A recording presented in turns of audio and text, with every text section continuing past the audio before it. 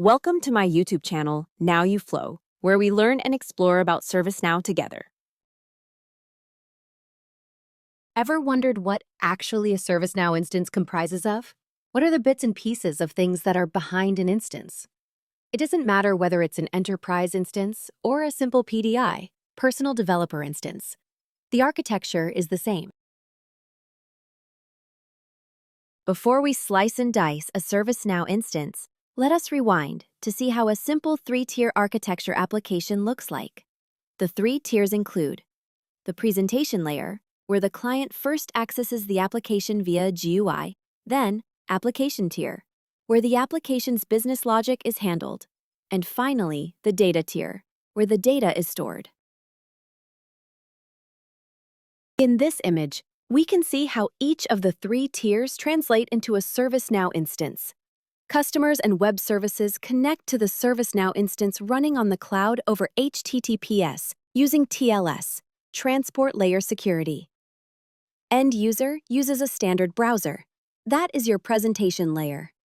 Different pieces like load balancers, firewalls, IDS, intrusion detection system, etc. work behind the scenes too. DNS systems translate your ServiceNow instance's URL into a ServiceNow private IP address. Now at the application tier, each ServiceNow instance will come with at least 2 app nodes. These are nothing but Tomcat web servers. And finally, in the data tier, you have the database running. This typically used to be a MariaDB, a fork of MySQL database.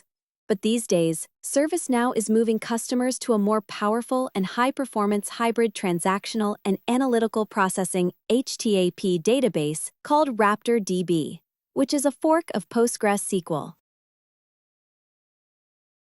These 3 tiers, when combined with ServiceNow's multi-instance architecture, looks like below, where different instances, either of the same customer or different customers, can run on the shared hardware, but each with its own database.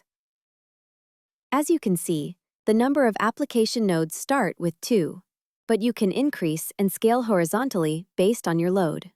The database too can be scaled vertically by adding more CPU, RAM, etc.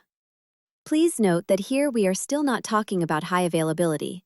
That's a separate video where ServiceNow's global co-location pairs of data centers come into play. Thanks for watching, and please do comment if any questions and subscribe for more such videos.